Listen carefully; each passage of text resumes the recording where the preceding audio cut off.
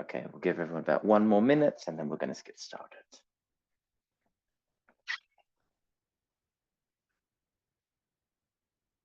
Sonia, oh wow, we've got lots of people from all over the place. Brilliant. We've got Portugal, Italy, France. Where else have we got? Okay, we've got Spain as well, which is great. Great to see. Super international today. All right. All right, well, let's get started. Feel free to keep writing in the chat box. So I'm going to keep an eye on the chat box throughout. And at the end of today, or at the end of the sessions, we'll have some time for questions that focus on either the support that Cambridge has for teachers, on the information about Power Up, or any other pedagogical questions that you'd like answered. So there will be time for questions at the end, so feel free to keep them and wait for the end, or if you would like to put the questions in the chat as we're going along. So let's get into it. Today we have two big things that we're going to be looking at. The first one is looking at what support Cambridge has for teachers such as yourselves. Okay, and we're going to be touching on a few really important themes such as sustainability and generative AI. Okay, these are kind of the words that are on everyone's lips at the moment. And then, of course, we're going to be looking at what you're all here for, looking at Power Up. What is Power Up? How are the units structured? What are some of the differences between the levels and so on and so forth? And throughout the whole of the session, we're going to be kind of inserting some teaching tips that you can take away. So you may want to have a pen and paper ready to take notes. There's going to be some links or at least some QR codes that you can scan throughout. And of course, if you miss anything or if you would like us to share anything, please just write that in the chat. And at the end, if I've missed anything, we'll go back and go over it again. Okay, right, I'm just having a look through the chat again. Oh, even more people. This is brilliant. Okay, cool. So just a reminder that you will receive your certificates for this with a follow-up email, okay? And as I've mentioned already, feel free to interact with us in the chat box. Please don't mind if my head moves from here to here. I have two screens at the moment, so I'm trying to look at the chat box as well as looking at my slides, okay? Now, let's get into it, shall we? So Cambridge support for young learners, well, more importantly for young learner teachers, okay, such as ourselves. It is the start of the academic year, and many of us are going through this process of getting ready for our classes and thinking about what we need to do. Probably we've already started some of our classes, and we're going through those initial stages at the start of the year. And really, the start of the year is a great opportunity to do many different things. So one of the biggest things that we're going to be doing is establishing that rapport, those relationships with our learners, helping learners or raising awareness of how our learners need to interact in our classrooms and how they can interact with each other. We're also probably going to be reflecting on the learning that's occurred throughout their life, or looking at the learning that will occur this year and setting some goals, whether it's with our learners themselves or as teachers, looking at kind of the learning pathways that we want our learners to take. And within that comes that planning element. So we're thinking about how to plan for the support that those learners are going to need throughout that year. And we have this word here, success. It says support learners in understanding what success looks like. And we're going to touch on this point as we go along today, but it's raising awareness of the standards, what learners need to do to be successful and how to get them across the line. And of course, we are here to help you with that. We're here to support you with many different tools and techniques and activities. So let's take a look. So first of all, we need to say that children need to feel you care about their personal lives and aspirations. So we mentioned before about this idea of establishing rapport and also setting goals. And this is the really important part, especially in the young learner classroom, where these learners, they're still developing their ability to think critically about the world. And so they're probably going to be focusing on their personal lives, themselves quite a lot. And we need to exploit that as teachers, because it's actually a great starting point for the year, even for lessons, if we're honest. Okay, so let's take a look at an idea. So we have this, the first thing, and the first idea for today, if you will, is this idea of the aspiration tree. Okay, now the aspiration tree is an idea that you can do with your learners, and basically you're going to draw a tree, whether it's on the board, maybe you have your learners have draw their own tree, and they're going to write one thing that they would like to achieve in English. And great thing here is that if you have this on the wall, so for example, in my classroom, I have a big wall where we have this, you can get your learners to write what their aspirations are, and then have them place them on this tree. And the idea is that you're going to keep this throughout the whole year. Now, for many of us working in the young learner classroom, we understand that our learners probably don't have the linguistic resources to write everything that they need to in English. And this is where we need to be, thinking carefully about how we do this. Maybe we need to support them with the English that they need, or maybe we're going to get them to write it in their first language, then translate it later. There's different ways in which we can approach this. But this is a great way to start off the year for young learners, getting them to think about what they want to achieve in the year. So, but we also know that language learning, and as teachers, our role is to develop language in learners, right? But we also know that language learning is not only about language. There's so much more to life than just the language. There's so much more that we need to focus on than just language. And this is where I'm going to talk about this idea of life competencies. And Cambridge, we have developed what we call the Cambridge Life Competencies Framework, and it looks at a lot of the different competencies, life competencies that learners need to develop over time. And really, what we need to be doing is taking that further and incorporating these life competencies into our teaching. So, for example, here we have this idea of social responsibilities. Now, social responsibilities might mean how to work as a group, looking at the idea of recycling or environmental issues. All of these things, yes, they're connected to language, but it's more than language. Now, I hear you saying, as teachers, how do we do this? And we've thought about this because, yes, we have the theory, but we need the practical ideas, right? So Cambridge, actually, we've developed what we call our life competency activity cards. These are freely available online. If you go to Google, you can write Cambridge, the activity cards. And perhaps even I have a link here. Let's see. Yes, I do. I'm going to try and copy and paste this into the chat box so that you can see this. Okay, Emily has already done it for me. She's amazing. Thank you very much. Yes, so we have the Cambridge Life Competencies Framework, which is a brilliant tool that we need to use as teachers, but also the activity cards are the practical element of this. So take a look at these and you'll see plenty of ideas of how you can take this and use them in your classrooms. Just to give you a few more examples, looking at the idea of social responsibilities, we have a few here.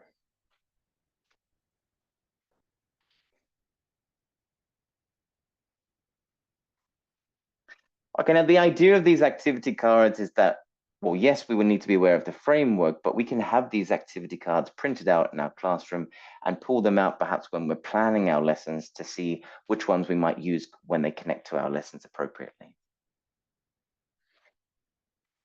We also need to think about how we start our lessons. I've spoken a lot about planning already, but we have this idea of the warmers. We want to get our learners engaged in the lesson. And I don't know about you, but as a teacher, I often struggle to come up with new ideas for these warmer activities. And Cambridge, we've thought about these issues and we've developed a classroom warmers activity booklet. And this has loads of activities that you can use at the start of your classes to get learners engaged in the lesson that you're about to teach. Okay, so there are different levels in there. Okay, but there are activities for our young learner classes as well.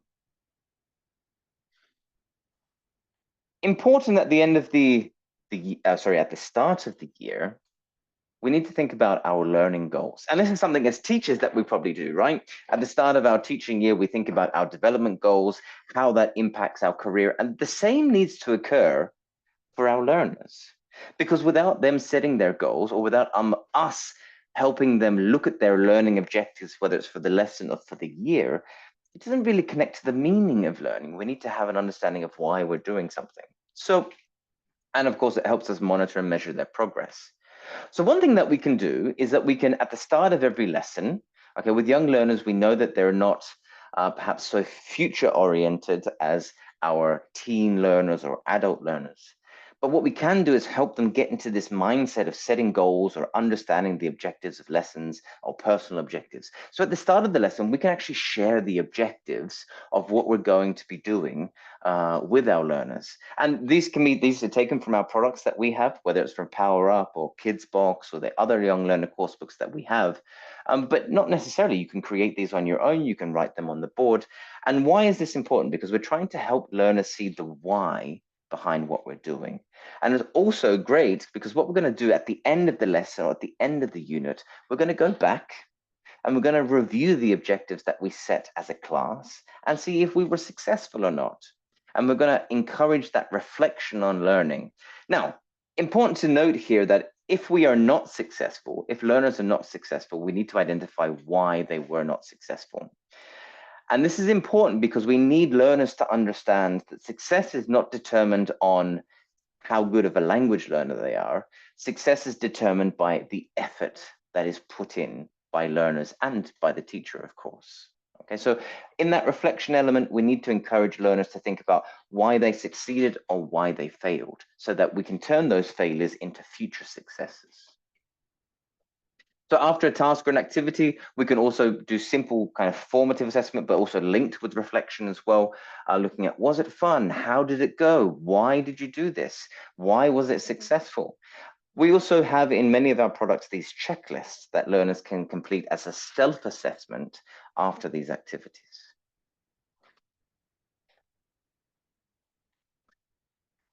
So we move now to looking at a very important piece of the support puzzle that Cambridge has put together. And this is Cambridge One. And I'd be very interested to see in the chat box if you're using Cambridge One currently. So if you are, just throw a yes in the chat box, or if you're not, just say a no. It'd be very interesting. So I've got a few people saying yes already. That's great. Okay, Cambridge One, for those of you that are unfamiliar with it, is our digital learning platform. And on it, it's very, very special because it has many, many, many different features that as a teacher, and I am a teacher still, as a teacher, make my life so much easier. And in terms of the support that's available for me as a teacher, but also for the materials from my learners, it's a one-stop shop. It has everything that we need, okay? So it's all in one place, it's age appropriate, and it's data that you can trust. Okay, so let's take a look at some of the features.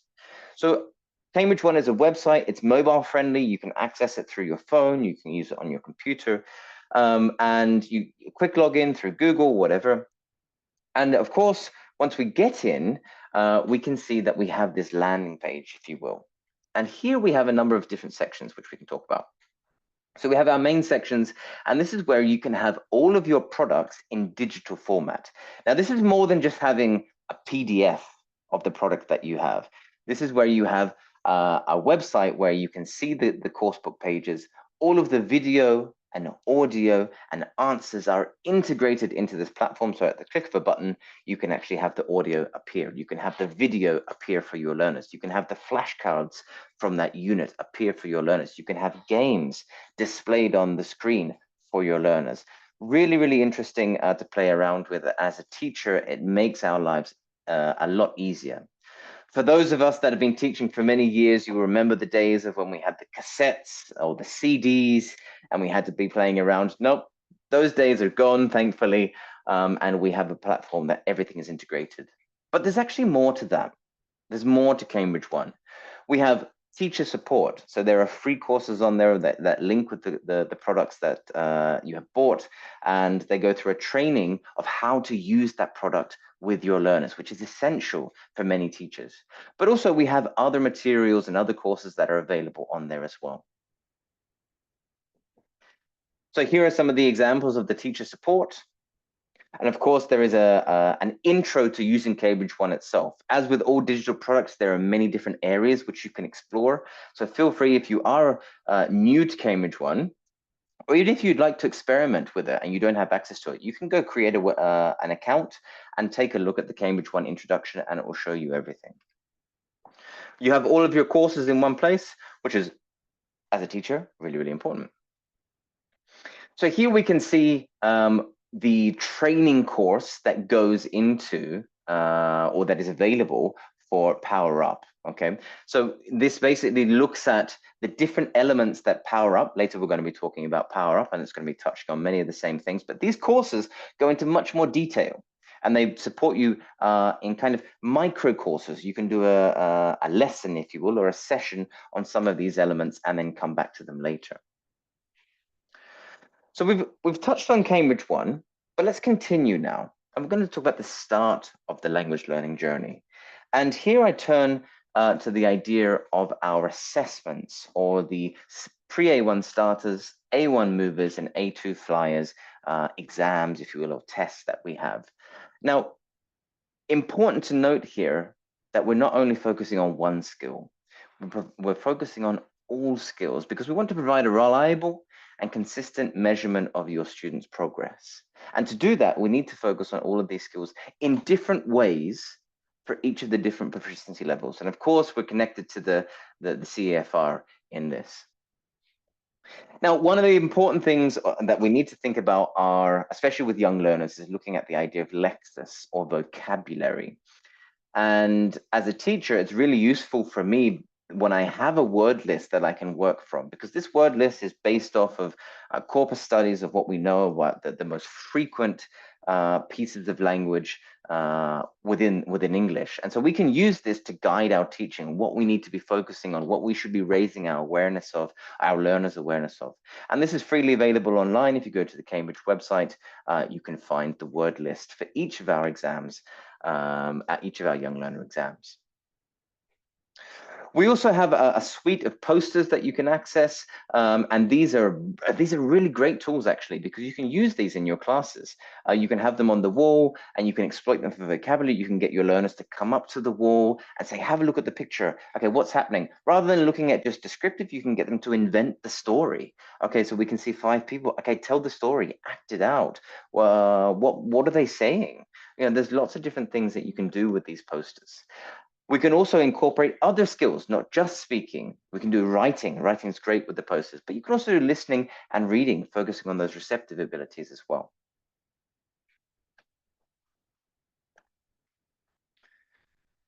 And of course, we have lots of activities that you can access as well, okay? We do know that you have our coursebook products that you're probably using if you're here for Power Up. You've got lots of these integrated already, but there are times when you'd like to use different activities that maybe connect to the posters themselves or other pieces of language. And we've created a number of documents that you can access on the Cambridge website, which provide more activities that you can use in your classes. But we know as teachers that it's not only about the activities, it's not only about the technology, it's not only about the support or resources that we have, it's about the learners themselves. And over the last perhaps 10, 15 years especially, we've become aware of the need for inclusion in our classes, and being aware of how to support learners or neurodiverse learners. And perhaps one of the most common things that we come up against as teachers is working with learners with dyslexia. And this becomes extremely important for us because we are the young learner teachers. And we know that dyslexia especially comes to the surface, is recognized in those young learner formative years. So one thing that we've put together is a booklet, if you will, that's based on research, but links to the practical elements of language teaching. And I'm going to just leave the QR code so it's visible there if you'd like to scan that. Or I know Emily has thrown the link in the chat box that you can access as well. This is basically a very short guide on how to work with learners with dyslexia in the young learner classroom. Highly recommended and very worthwhile taking a look.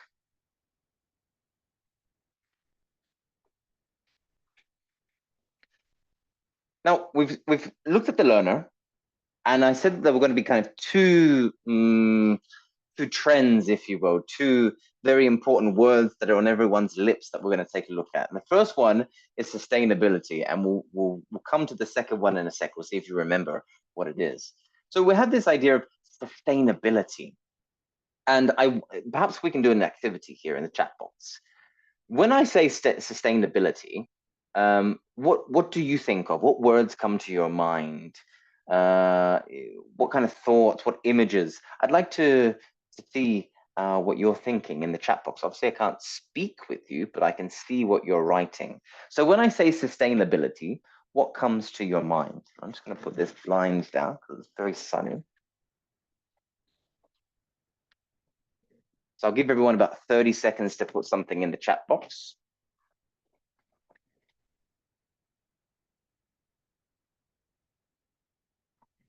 Okay, so Julia said mindful usage of resources, thinking about future. Oh, I like that. That kind of future orientation. It's not only about now, right? The environment. Yep. Okay. The environment seems to be a very common theme here.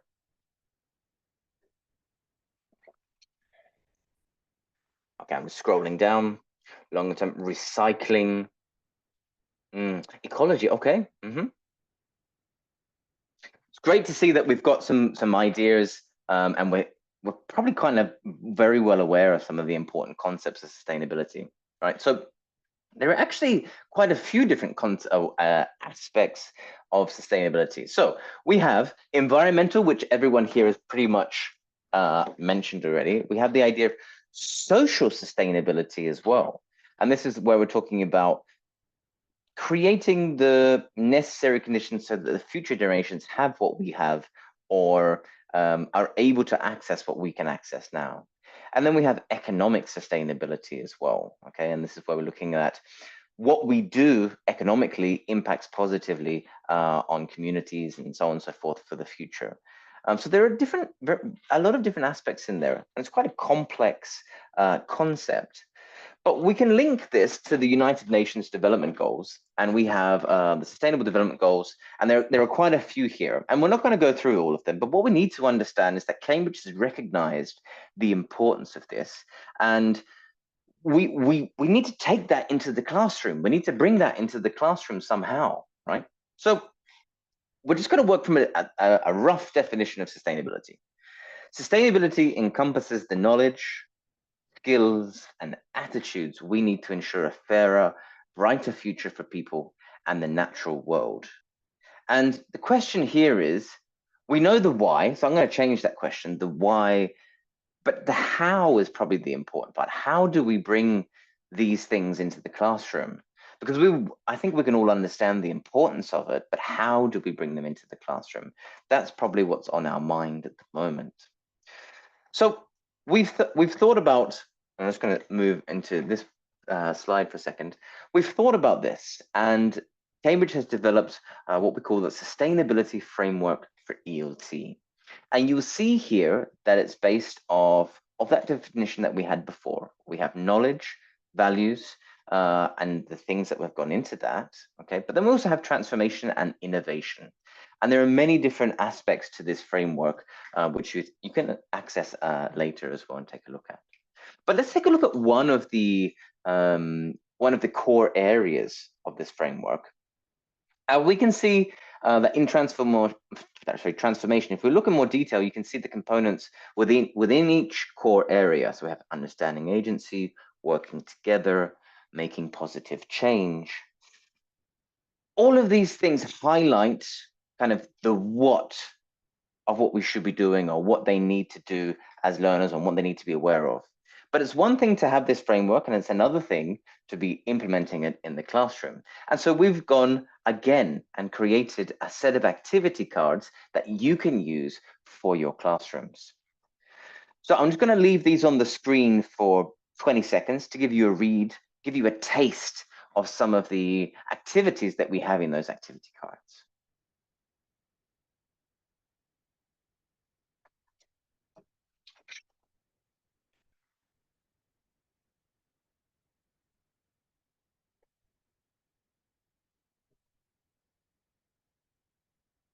And Emily has kindly shared the link for these in the chat. So if you would like to access these, please do so. And please experiment with them in your classes, see the reactions from your learners, and have those critical conversations with them. If you would like to take this a little bit further, we also have, you can scan this QR code and that will lead to a landing page where it talks about bringing sustainability into your classroom.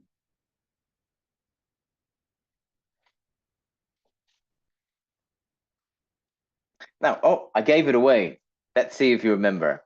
I said there was a second word and you've already seen it already, so we'll go to it. AI is the other thing that we wanted to talk about very quickly before we touch on Power Up.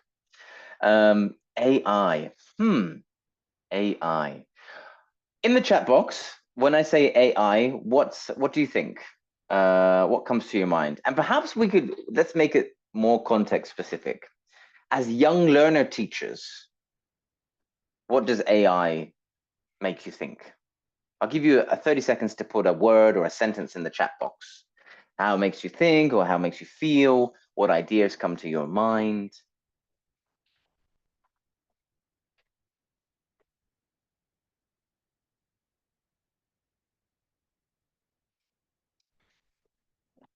Okay, and what about excitement? A helpful tool. Interesting. Any other thoughts? New possibilities, innovation, a new tool. Yeah. Environmentally unfriendly. Ruth, yes, I think that's a very important one for us to consider, right? Yes, interesting. Okay, so we've all got our own personal thoughts on AI. The reality is, however, that AI is here and it's here to stay. It's probably just going to become more prominent in our classrooms. So we need to learn or become aware of how we can work with this, and more importantly, look at how we can develop awareness for our learners. So we have created a Gen AI idea pack, and I'll leave this on the screen for about 10 or 20 seconds, because within here you have different ideas of how to bring AI into your classrooms, and some of the activities are focused on young learners, some of them are focused on teens and so on. But it's very important that rather than just ignoring AI or bringing AI kind of just in willy-nilly without really any pedagogically sound thoughts behind its use, we need to think about how we can strategically bring it in so that it's part of our repertoire of teaching, and it supports learners in their ability to engage with AI effectively. Here are some of the ideas that we have. And again, I'll leave them on the screen for about 20 seconds for you to think of. And there's a QR code that you can scan.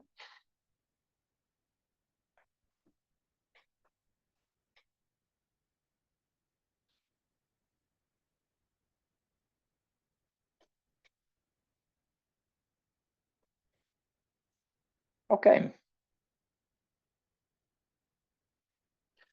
So far, how much time? Oh, we've done fairly well. We've finished in that first part in about half an hour, which is good. So far, we've looked at many things. We've looked at the support aspect of what Cambridge can offer you and your school.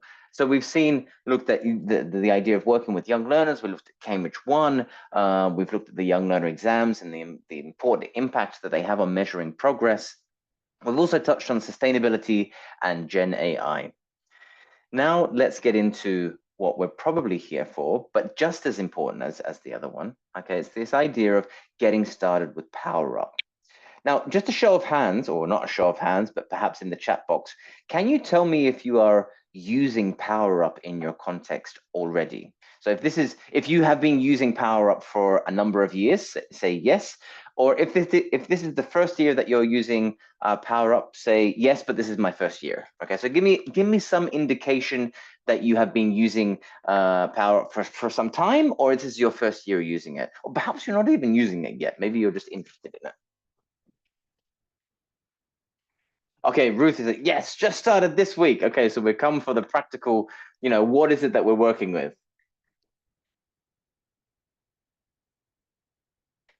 Okay, first, not yet, not yet. Okay, so we have a bit of a mix, which is interesting. So we've got some people that have been using it for a little while, some people that are just using it now. Some of us are not using it yet, and perhaps we're interested in seeing, what the product is, what it has, and how it's beneficial to learners. So I'm going to try and meet the needs of everyone here as we move through the next kind of 30 minutes. Yeah.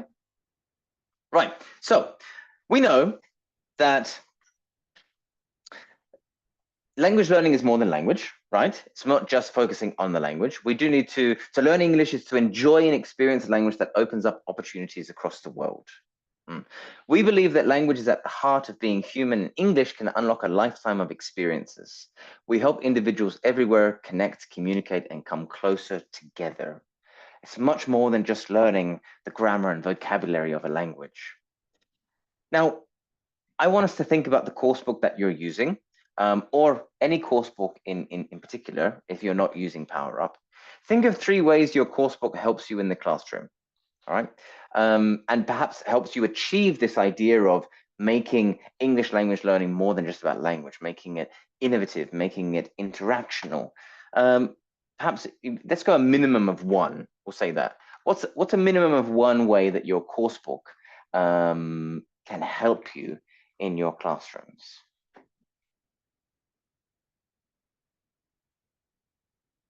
So I'll give everyone about 20 seconds to think of some ideas. 1 way that your course book can help you in your classroom.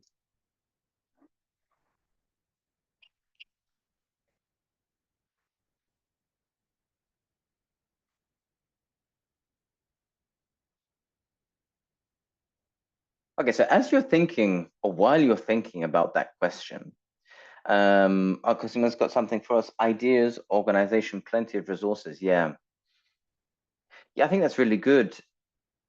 I think we need to remember that the course book is not, this is what you need to do in every lesson. We at Cambridge, we know that your context, every teacher's context is slightly different. And as teachers, you need to be empowered to follow through with your lessons and make those lessons successful and with impact for your specific learners. I think we'd all agree on that, right? And so we need to look at the course book, or more so the product itself, as, yes, a syllabus that we can follow, or a number of resources that can be followed in a way that can support learners in their learning pathway. We recognize and we've seen that when learners follow our course books, but with teachers taking charge and working with the needs and wants of their learners, that success does occur. So yes, we need to view it as a syllabus, but also we can see it as resources. Someone said their evaluation tool. There's lots of lovely ways in which formative assessment is integrated. Okay, a framework, lots of things that we can draw on for inspiration. Brilliant. Well, what I think when we look at PowerUp, okay, we know that PowerUp encourages collaboration through what we call our missions, which we're going to take a look at in a sec. It's very heavily centered on this idea of looking at the learner's successes and how they achieved their success. And here we're looking at that idea of self-determination theory, making them aware that success is determined by effort, not innate ability. We have this integration of exam focus, so that when our learners are preparing for starters, movers, and flyers, they have confidence in those activities. And we see a really positive effect of focusing on those activities with regard to language development. And of course, we're hoping that by doing a lot of these activities that are integrated, especially from the life competencies perspective, we're helping develop them as humans in a human world, not just as language learners. So let's take a look. In these next few slides, we're going to take a look at how a unit is constructed, right? So in our lesson 1, we have an opener here, and you can see lots of lovely images. But what we start with is it starts with an image, and then we have kind of the activities that we have there. We're going to look at this video that connects to the theme, okay? And we have our mission, which we're going to touch on the missions in a sec, but we have this mission for the unit. And it's very important that we come back to that later. So this is lesson 1, but then we go to lesson 2, and this presents and practices new vocabulary in an interactive and very usually illustrative way, okay? So you can see that we have this image here. We have lots of lexis or vocabulary that is integrated, and there's usually a listening activity here where they're dealing with that input. They're getting comfortable working with that input.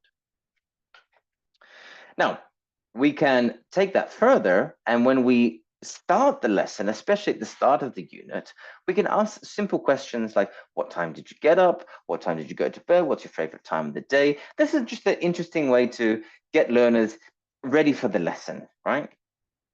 Okay, but then we're going to go watch this video, right? And the reason that we have these videos is not only to create interest, but it's to get learners mentally prepared, cognitively primed for the content that's coming in that unit.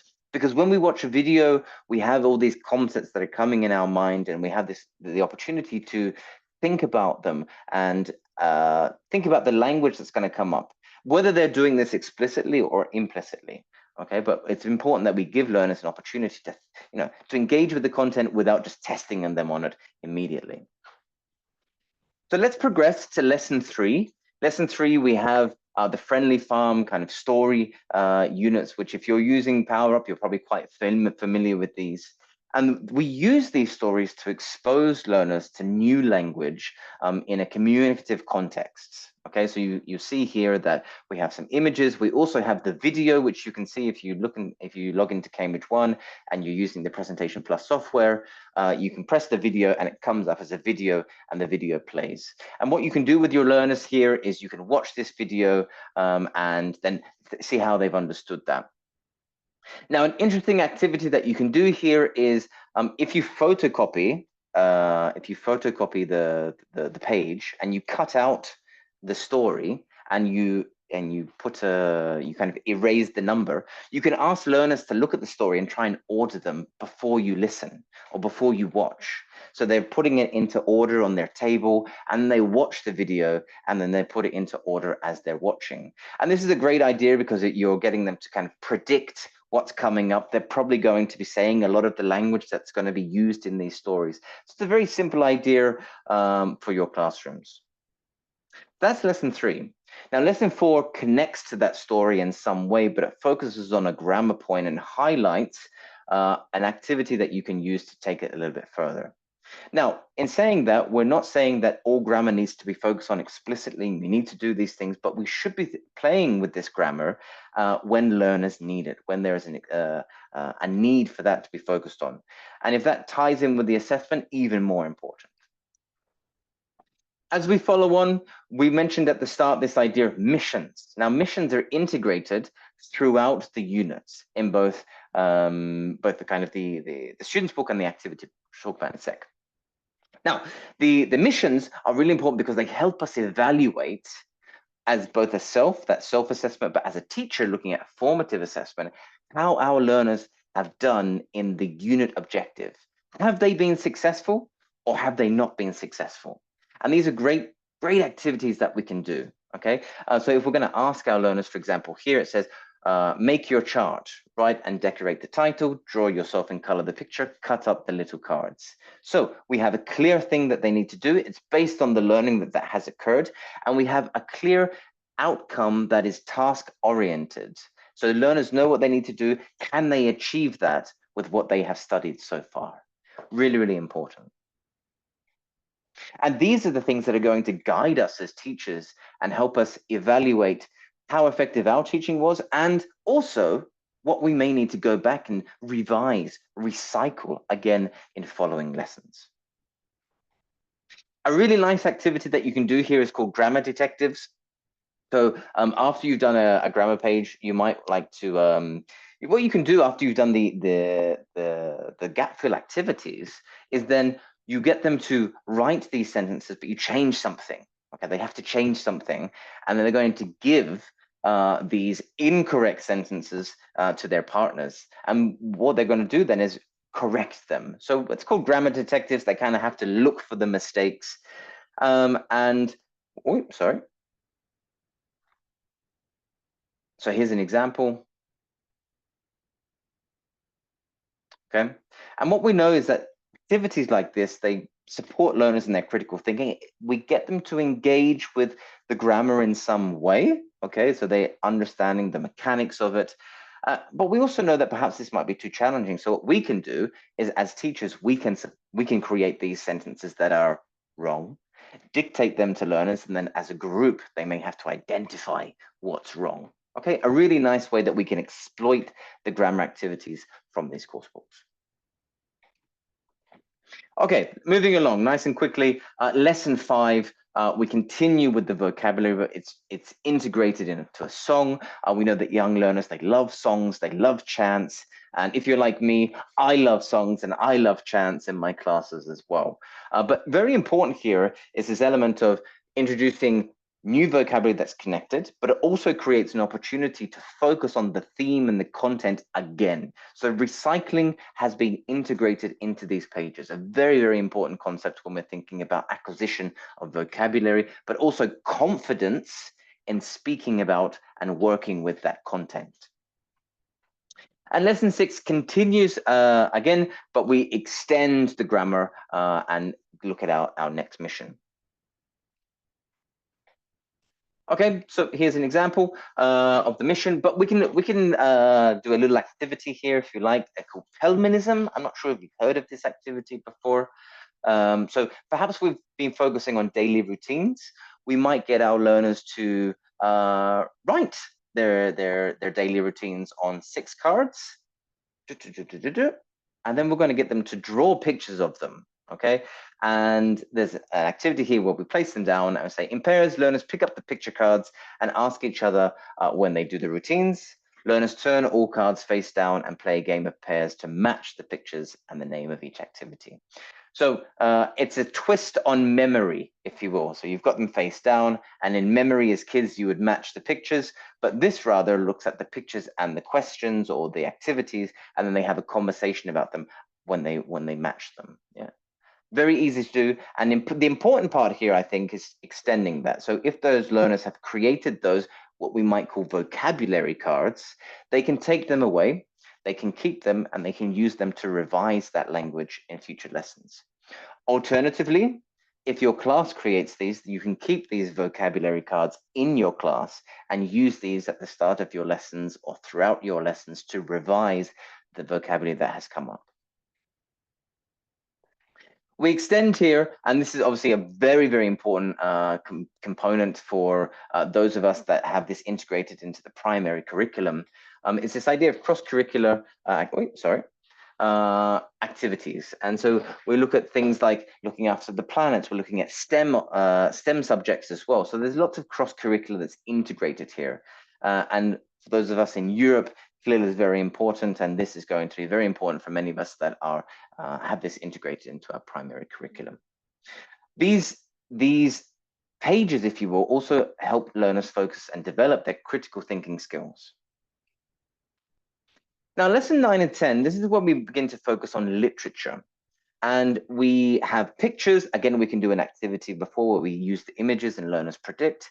But we have these stories or these pieces of literature integrated so that learners could work with lots of input and think about creativity, but also develop their social and emotional skills. Okay, so that all of these link to the Cambridge Life competencies in some way.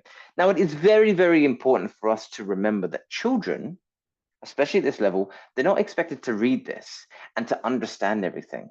No, on the other hand, on the contrary, what they're expected to do is interact with it. So they're supposed to be exposed to all this language. And as a teacher, we're guiding them through this story. Maybe we're going to listen to it once, twice, 3 times, looking at the images, identifying vocabulary. Because what we need to do is create lots of input, lots of exposure, and then highlighting useful language. Okay. So here's a few ideas of how you might interact or how you might run a lesson with these.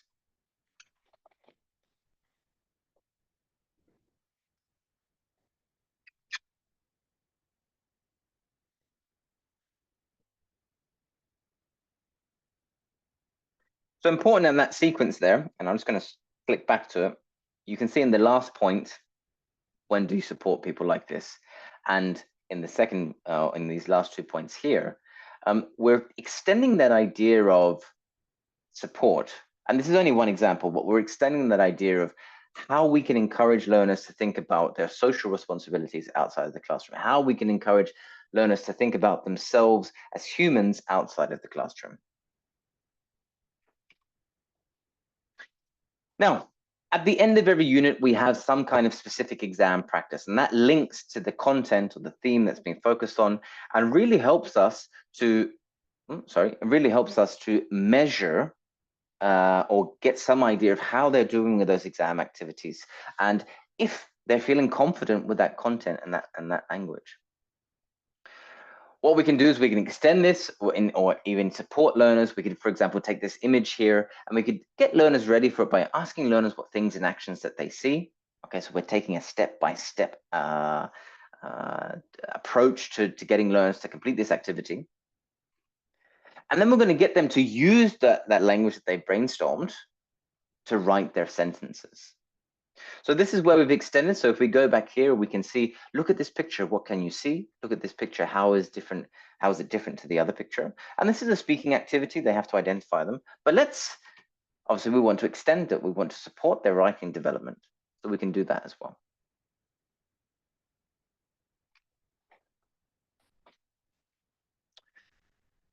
Of course, we can take that even further, and we can train our learners to wonder, to think about what occurs. And this is something that we spoke about when we were talking about the posters, looking at more than just describing what we see, thinking about what's going on, what happened 5 minutes before, what happened 5 minutes after this image was taken, if you will.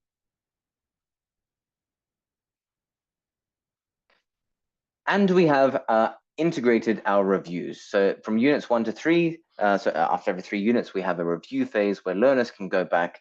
And this is an explicit moment for the teacher to encourage learners to re-engage with the content, whether it's the lexis or vocabulary and the grammar, some of the writing activities that have been focused on again. And here we come back to that concept of kind of recycling and revising, but also scaffolding, because we're scaffolding their success throughout the year.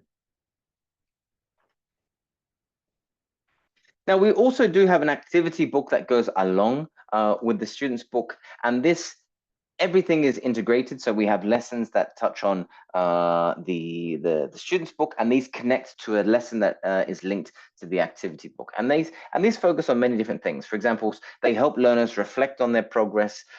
We have this idea of the Young Learner Monkey highlights exam tasks, and these might be done in class, or maybe we're getting parents to focus on these at home. Many different ways in which we can engage with this.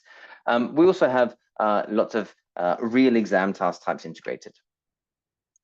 And of course, everything is linked to our Cambridge Life Competencies framework. And this we spoke about at the start, so I'm not going to spend too much time on here, but one of the fundamental pillars of Power Up is the life competencies and how our activities are linked to that. And again, in the chat box, if you would like to explore the Cambridge Life Competencies, there's a link at the top. So very briefly, we're going to talk about the differences between the starter level and kind of the higher level 6 or Power Up 6. So the starters level is a little bit different from 2 to 5. Because it still focuses on Cambridge Life Competencies, but it's a step-by-step, and it's very much focused on this idea of input, support, oral, phonics, and literacy approach to working with these learners, because we understand that they're very young and they're very, very low proficiency in English, okay? And they're also still developing in their first language skills. So let's take a look at some of the differences. You can see that we already were starting more with chants and lots of listening and lots of images, okay? So that one, we want to create this as visible and as memorable as possible, yes? But also we recognize that these learners are probably not going to be able to understand the written word as much as older learners.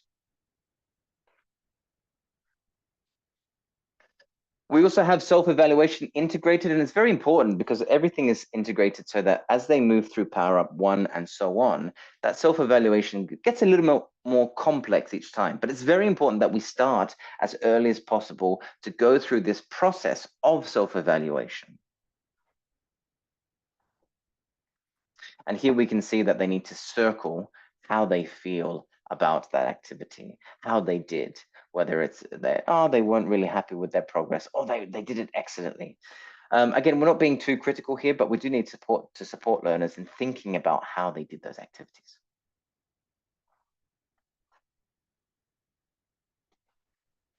Okay, here's a variation of the kind of the self-assessment. They can we have the 3 baskets, so not confident, okay, but need some more practice, very confident, and they write their names on a piece of paper and they put that into the basket where what they feel represents how they feel about that activity. And I'll leave that on the screen for a sec because there are a few variations there.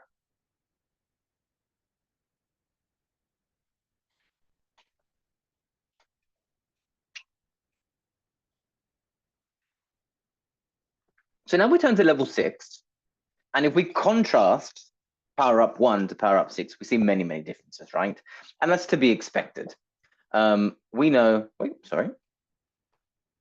we know that cognitively our learners at Power Up 6, at level 6, can do much more, okay? And they can also produce much more. So the demands on learners are a lot higher. Okay, we still, however, have many of the features from before integrated. So we have our missions, we have our videos that are integrated, we have activities that focus on, sorry, you can see here, we still have reading text, we still have lots of input, but we're pushing learners to produce more and interact more. And you can see lots of different activities that are integrated here. And you can see here that the texts are much longer. We have more detailed questions. And even in our exam focus, here we're looking at the kind of the A2,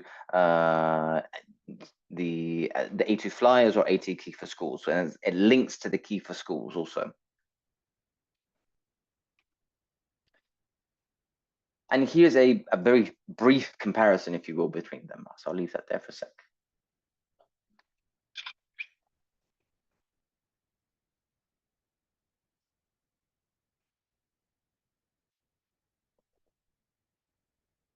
Okay.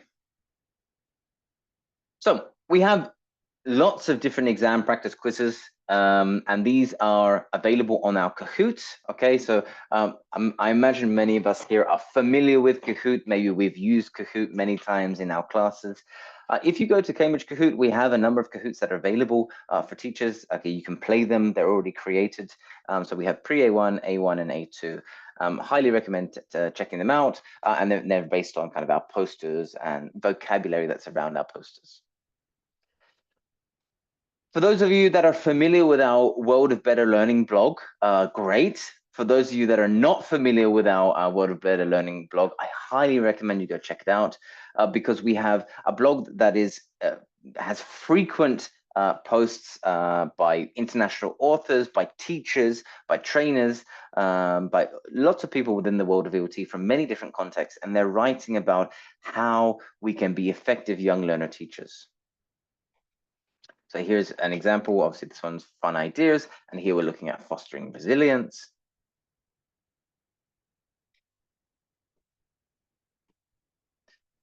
And so far in this session, how long have we gone? About 55 minutes. That's good. So we've looked at what a unit looks like. We've looked at the lessons. We've looked at the components of each of those lessons, and we've seen how Power Up connects to not only the Cambridge Life Competencies Framework, but also to the Cambridge Young Learner Exam Suite. Okay. We've also seen some of the differences between the Power Up levels. That obviously we have the different starter level and level 6 that connects also to the A2 key for schools. And hopefully we've identified a number of useful activities throughout the first part and the second part of today that you can use in your context as you see fit. So before we turn to our questions, I'd like you to reflect on today, on this very short webinar. What is something that you can take away? Maybe there's something that's interested you. Maybe if you're not working with Power Up, maybe you would like to explore Power Up. Maybe you'd like to explore Cambridge One. Maybe you thought that the working with dyslexia document sounded interesting, or the warmers document sounded interesting. I'd be interested to hear what you are taking away from this webinar. So I'll give everyone about a minute or 2 minutes to think about this in the chat box. And if you could just write a sentence for me, that would be brilliant. So what are you taking away from this informative webinar?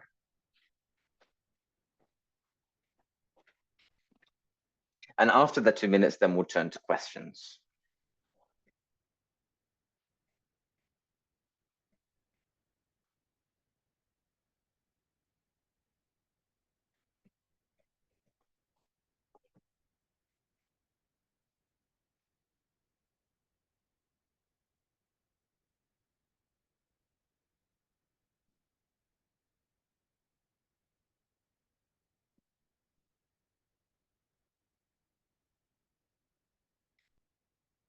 Okay, so Alessandra, try Cambridge One for sure. Yeah, I highly recommend it. Yeah.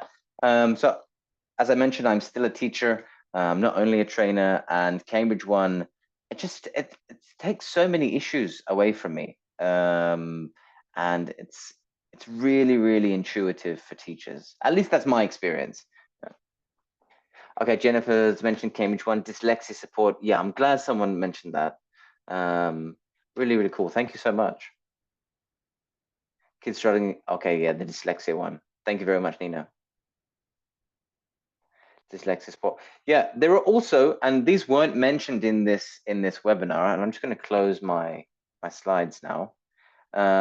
But we also have the Cambridge papers in EOT, which are freely available online. If you go to Google, you write Cambridge papers in EOT, and these are short 25 to 30 page booklets that are written by experts that kind of look at all of the research over the past 25 years and put it into a teacher-friendly, some theory, practical ideas. And so these are another resource that you can access. And one of them actually talks about this idea of working with neurodiverse learners.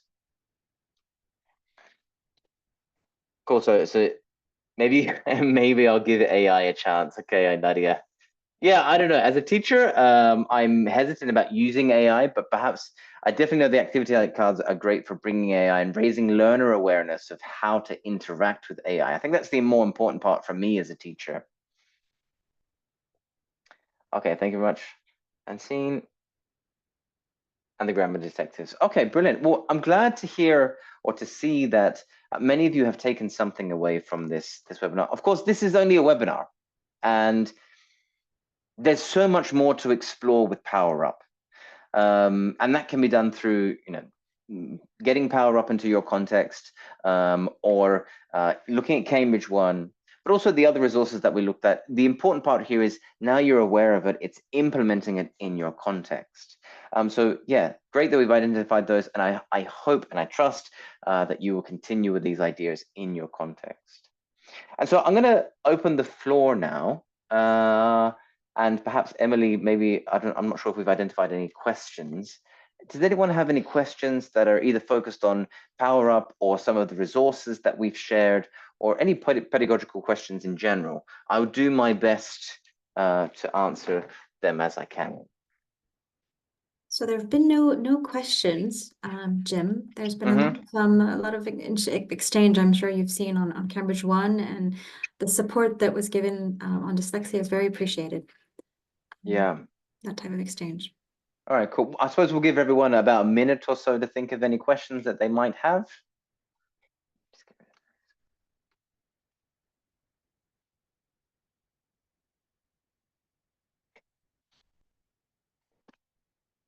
Oh, there's a Q&A box. I'm going to have a look at that. Okay, so I can see some questions in the Q&A. Oh, I can't see that. Sorry. Okay. Okay, I think there's a little box down the bottom that says Q&A. So I'll read them out. Okay. So Viviana, thank you very much for your question. You have asked, are the resources related to the type of book you buy? For instance, if I have a pupil's book, can I access the teacher resources? So Emily, you correct me if I'm wrong, but when you buy when you have access to a teacher's book or the student's book, you will actually, when you activate the codes on, because you get an activation code on Cambridge One, it will activate all of the resources that you have for that material. Yes, that's correct. That's correct, Emily. Yes. So, for example, I know that I work with the Prepare series for, let's say, for teens, but we also work for Fun Skills or whatever in our context with young learners, and we have the Cambridge One. I activate the code from my teachers, and they have access to all of the resources, and that includes the teacher's book, the activity book, all in digital format, of course, the student's book, but also the teacher's resources that are available for that, and the kind of the product support course that comes along with that product. Okay, Nina has asked, will there be a recording of these webinars? Because I also wanted to attend another one at the same time. Emily, I think you can answer that one, but I think the answer is yes. I'm sorry, Jim. I don't have the Q&A. It says there are no questions there. So there's a little But yes, the sessions are all recorded, and you will receive the end of next week an email with the link to go watch the recordings on YouTube, and you will also have the option of downloading a certificate of attendance for those that are interested. Brilliant. So Excellent. we've just started, so we're our first session was on Monday, and I believe our last session is on Monday, so it's a week long. So please do allow, a good 10 days for you to get that email. Everything is recorded. Brilliant. Thank you for that, Emily. Well, Emily, there are no more questions in the chat or in the Q&A, so I think we can finish there. Just to everyone that has attended, thank you so much for taking time out of what I know as a teacher myself is a busy schedule. Many of us, we know that we've got classes to plan, we've got other places to be, we've got family. So for you to take time out of your schedule to be here with me this morning means a lot. I hope that the start of the year is really positive, and I look forward to seeing you all again, either at a webinar, a conference, or in your classrooms in the future. So thank you very much, everybody. Thank you, Jim. And we'll say goodbye. Goodbye. Bye-bye.